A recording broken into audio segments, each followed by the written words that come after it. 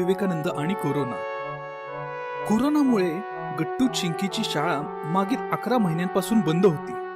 पण कोरोनाचा प्रभाव कमी होत आहे हे पाहून शाळा सुरू करण्याचा निर्णय घेण्यात आला. सर्व वर्गामध्ये सॅनिटायझर फवारले गेले आणि शिक्षकांना देखील स्पेशल ट्रेनिंग देण्यात आली. दुसरीकडे शाळा सुरू होत आहे ही बातमी ऐकून गट्टू चिंकीची संपूर्ण सोसायटी चिंतेत पडली होती. पालकांना आपल्या मुलांची काळजी वाटत होती.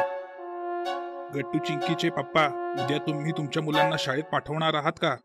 हो, पाठवावे तर लागेल, कारण ऑनलाईन क्लासमध्ये मुलांचा अभ्यास नीट होत नाहीये. शाळेत जातील तर व्यवस्थितपणे अभ्यास करतील. काहीच फायदा होणार नाही. इतक्या दिवसांचा गॅप पडला आहे आणि आता एकदम अभ्यासाचे प्रेशर मुलांना सहन होणार नाही. दुसरीकडे गट्टू चिंकी सुद्धा घाबरले होते. त्यांना शाळेत जायचे नव्हते. आम्ही नाही जाणार शाळेत, तिथे कोरोना आहे. बाळांनो, तुमचे फ्रेंड्स पण येणार आहेत. कोणीच येणार नाहीये. मी कॉल केला होता. राजू, गुड्डी, समीर कोणालाच शाळेत यायचं नाहीये. आम्ही पण नाही जाणार. असे बोलून गट्टू चिंकी रडू लागली आणि मम्मी पप्पा काळजीत पडले. 12 जानेवारीचा दिवस उघडला. मोठ्या मुश्किलीने मम्मीने गट्टू चिंकीला शाळेत जाण्यासाठी तयार केले आणि पप्पांसोबत शाळेत पाठवले. पप्पा शाळेसमोर येताच वॉचमनने त्यांना अडवले. सर, कोरोनामुळे पालकांना आज जायची परवानगी नाही आहे. प्लीज तुम्ही आता इथूनच परत जा आणि संध्याकाळी इथेच येऊन वाट पहा. आपली मुले आपल्यापर्यंत आणली जातील. वॉचमनचे बोलणे ऐकून पप्पा पाठी वळले आणि त्यांना जाताना पाहून गट्टू चिंकी जोर जोराने रडू लागले. मुलांनो, आत चला, घाबरू नका. मिश्रा सर वर्गात तुमची वाट पाहत आहेत. वर्गात गट्टू चिंकी उदास होऊन बसले होते. वर्गात पहिल्यासारखे वातावरण राहिले नव्हते. सगळ्या मुलांना एकमेकांपासून दूर बसवण्यात आले होते. याचा परिणाम मुलांच्या मूडवर पण झाला होता. मिश्रा सर शिकवत होते. शिकवता शिकवता ते अचानक थांबले आणि मुलांचे उदास चेहरे पाहून त्यांना वाईट वाटले. मला माहित आहे की तुम्हाला सर्वांना भीती वाटत आहे. आता शिकवणे योग्य नाही. आपण गप्पा मारूया, म्हणजे तुमची चिंता थोडी कमी होईल. गट्टू, तू सांग, काय प्रॉब्लेम आहे? सर, सगळे लोक म्हणत आहेत की शाळा आता पहिल्यासारखी राहिली नाही. तुम्ही शिकवलं तरी आम्हाला काही कळणार नाही. एवढ्या दिवसांच्या सुट्टीनंतर अचानक अभ्यास करावा लागला तर आमच्यावर प्रेशर येईल. सर, कोरोना अजून संपला नाही. आमचे कोणतेच मित्रमैत्रीण शाळेत आले नाहीत. आम्हाला देखील जबरदस्तीने पाठवलंय. गट्टू चिंकीचे बोलणे ऐकून मिश्रा सर म्हणाले, आता लक्षात आले, तुम्ही सर्वजण घाबरले आहात. तुमची भीती दूर करण्यासाठी मी तुम्हाला एका अशा महान व्यक्तीची कथा सांगणार आहे जे आयुष्यात कोणत्याही गोष्टीला घाबरले नाहीत. आपल्या ध्येयाशी एकनिष्ठ राहिले आणि संपूर्ण जगात महान बनले. कोणी सांगू शकेल की हा महापुरुष कोण आहे? मला माहित आहे की ते महापुरुष कोण आहे. ते आहेत स्वामी विवेकानंद.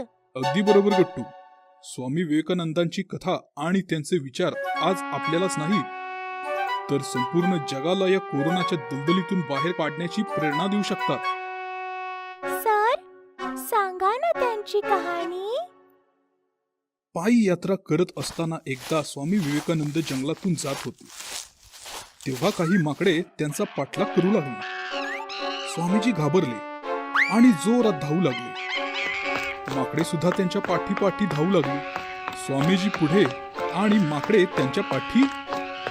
अशा प्रकारे पळत पळत स्वामीजी खूप दूरवर आले. मग काय झालं? माकडांनी स्वामीजींचा पाठलाग करणं सोडून दिलं का? नाही, माकडांनी त्यांचा पाठलाग करणे थांबवले नाही.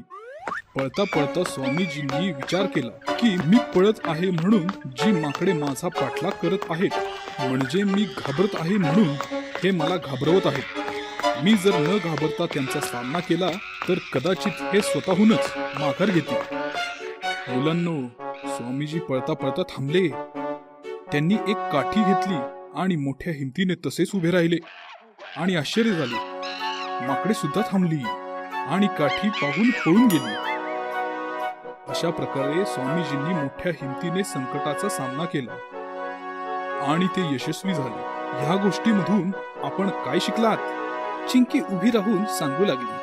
हेच की स्वामीजींप्रमाणे आपणही न घाबरता संकटांना तोंड दिलं पाहिजे. कोरोना आपल्या समोर एक संकट म्हणून उभा आहे, पण आपण त्याला घाबरलं नाही पाहिजे. त्याचा सामना केला पाहिजे, जसे की स्वामीजींनी केला.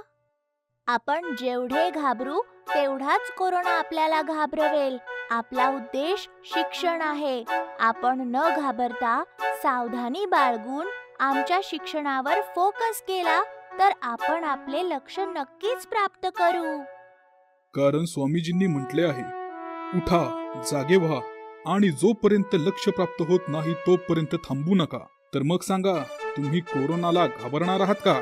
नाही. तुम्ही दररोज शाळेत येणार का आणि आपल्या मित्रांना देखील शाळेत आणणार का? होय. अशा प्रकारे स्वामी विवेकानंदांची गोष्ट ऐकून गट्टू, चिंकी आणि इतर सर्व मुलांना धैर्य मिळाले आणि कोरोनाचा सामना करण्याची शक्ती देखील. सुट्टीची प्रतीक्षा. बऱ्याच दिवसांपूर्वी गट्टू नावाचा एक मुलगा त्याच्या आईवडिलांसोबत शहरात राहत होता. गट्टू कुणाशीही बोलत नसे किंवा तो कुणाबरोबरही खेळत नसे. गट्टू, बाहेर खेळायला जा बाळ. नाही आई, मला खेळायला वगैरे आवडत नाही. आणि त्याला शाळा तर अजिबातच आवडत नसे. म्हणूनच शाळेत पोहोचल्यावर पहिल्या तासाची घंटा वाजताच तो शाळा सुटण्याची प्रतीक्षा करत असे. गट्टू, तू काय करतोयस? शाळा सुटण्याची वाट बघतोय. यामुळे त्याला सर्व विषयांमध्ये फारच कमी गुण मिळायचे. पुन्हा एकदा जेव्हा त्याचे गुण खूप कमी होते तेव्हा त्याच्या शिक्षिकेने त्याला मुख्याध्यापकाकडे नेलं. प्राचार्य महोदय, पुन्हा गट्टूला सर्व विषयांमध्ये फारच कमी गुण मिळाले आहेत. आता तुम्हीच त्याला समजावून सांगा. असे सांगून शिक्षिका तिथून निघून गेली. प्राचार्य गट्टूला म्हणाले, काय आहे गट्टू, तुला इतके कमी गुण का आहेत? कारण की मला शाळा आवडतच नाही. काय? हो, मला शाळेत येणं अजिबात आवडत नाही.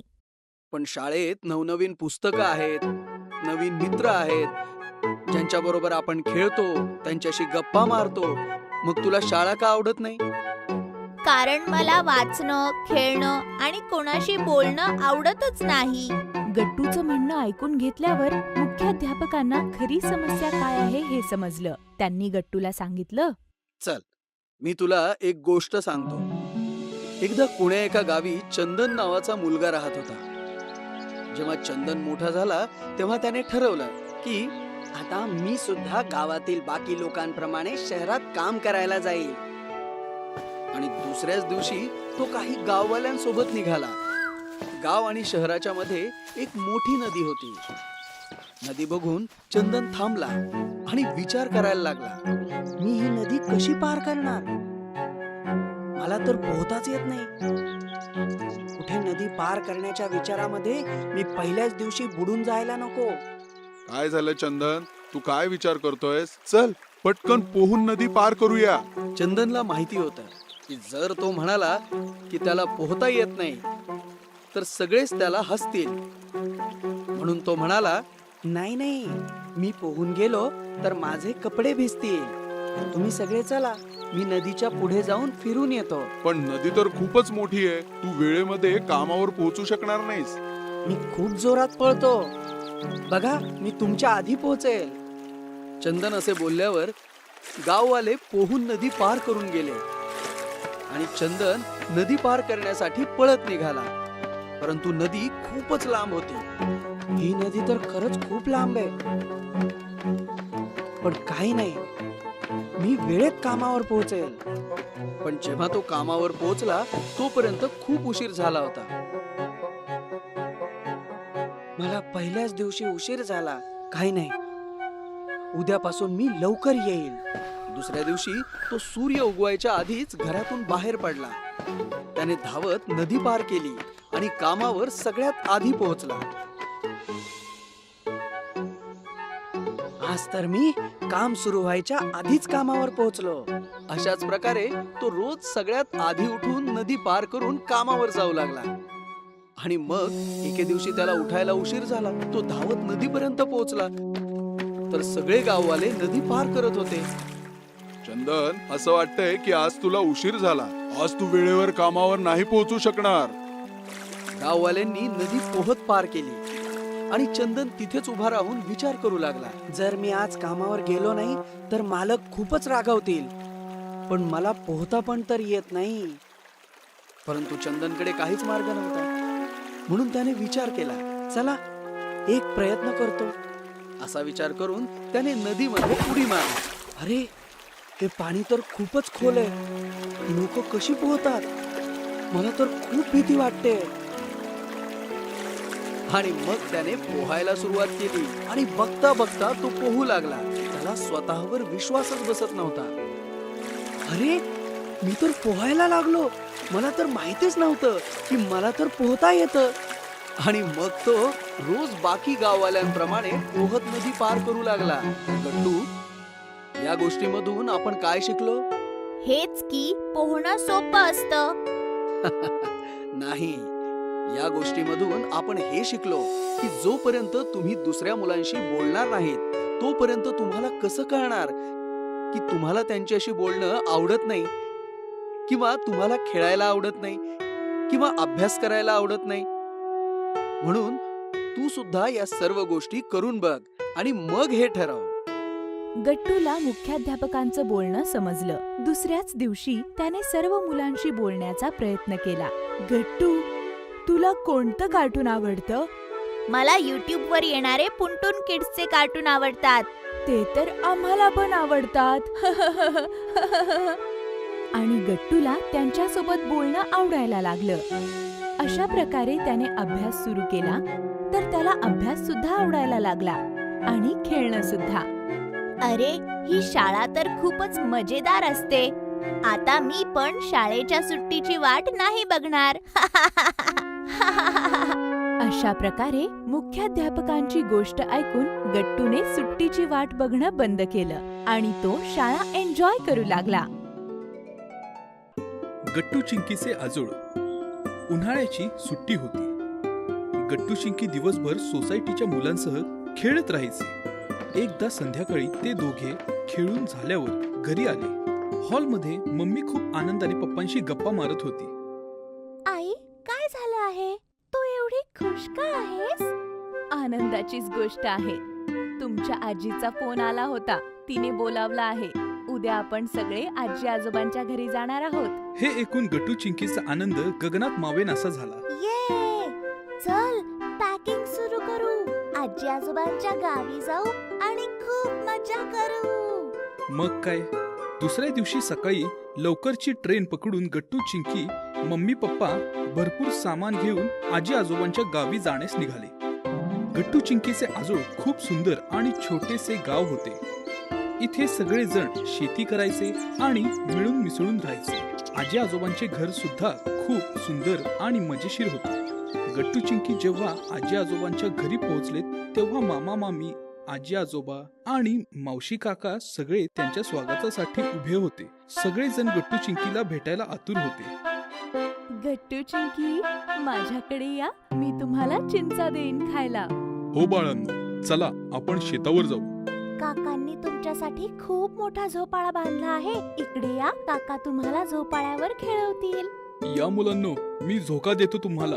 अशा प्रकारे सगळेजण लाडक्या गट्टू चिंकीला जवळ बोलावून लाड करू पाहत होते. पण गट्टू चिंकी कोणाकडेही गेले नाहीत. त्यांनी सरळ जाऊन त्यांच्या आजी आजोबांना मिठी मारली.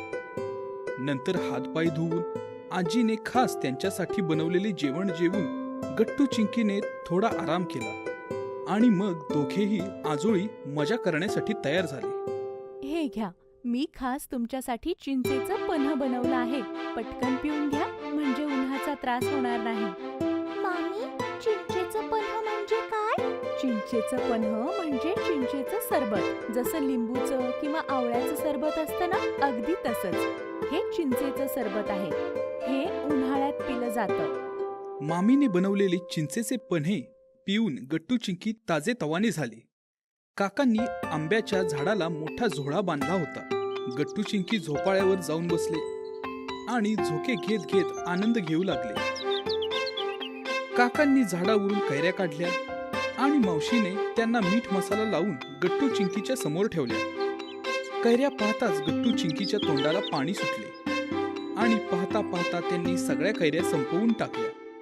4:30 वाजता ऊन कमी झाले तेव्हा गट्टू चिंकी मामा सोबत शेतावर निघाले.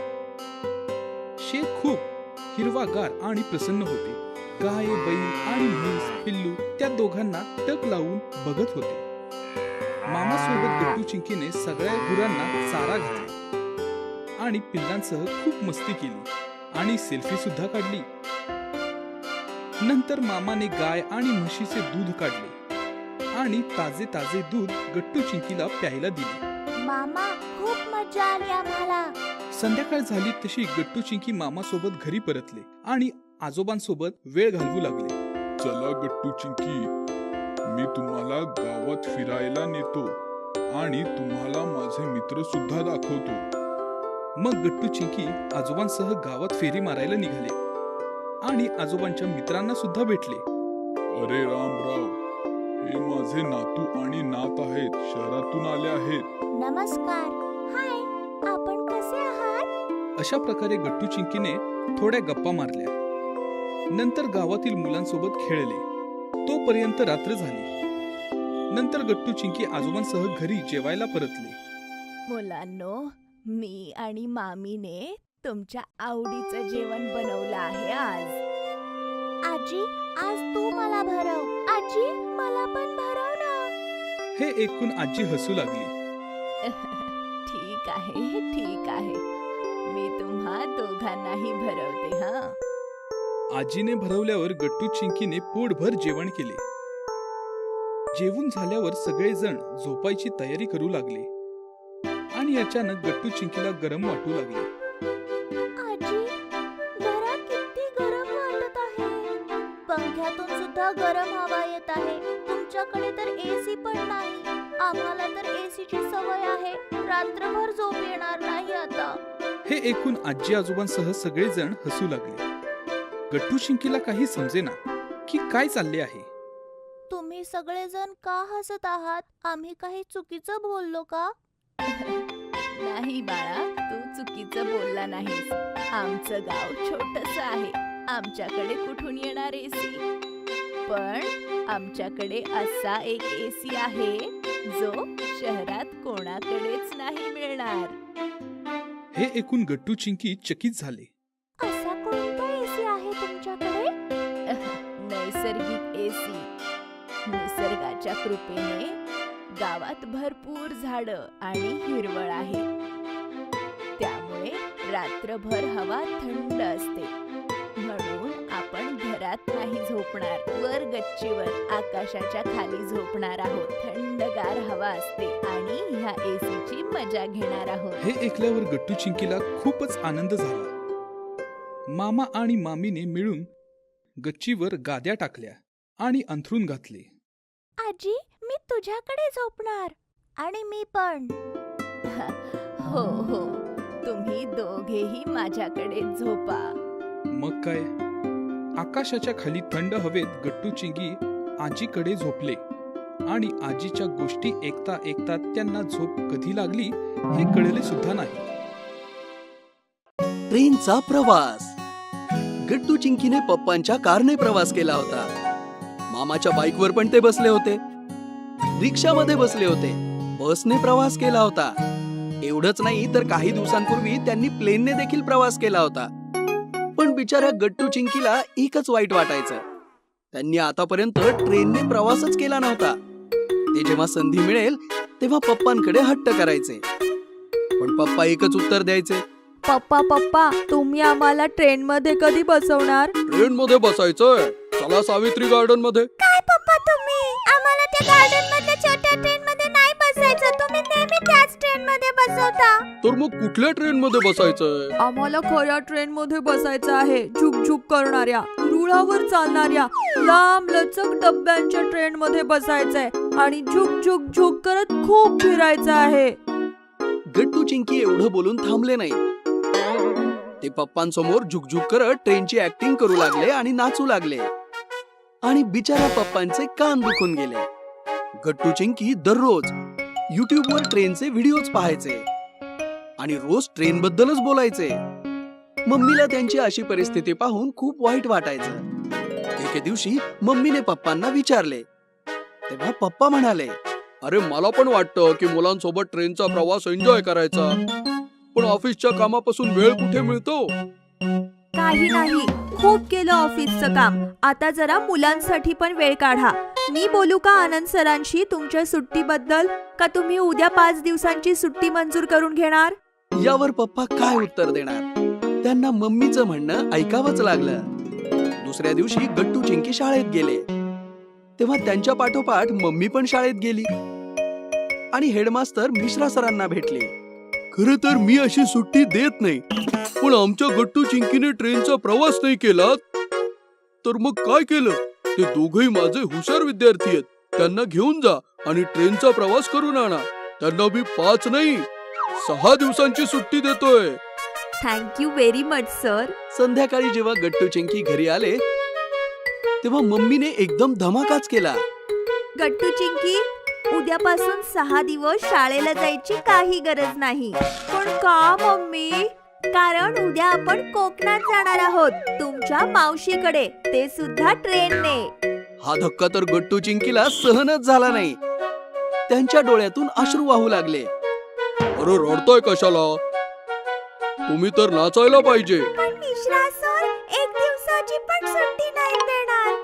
अजिबात नाही देणार, कारण त्यांनी आधीच सुट्टी दिली आहे, ती सुद्धा 6 दिवसांची. मम्मीने गट्टू चिंकीला सगळी हकीकत सांगितली. गट्टू चिंकीने मम्मीला मिठी मारली. दुसऱ्या दिवशी मम्मी, पप्पा आणि गट्टू चिंकी भरपूर सामान घेऊन रेल्वे स्टेशनवर आले.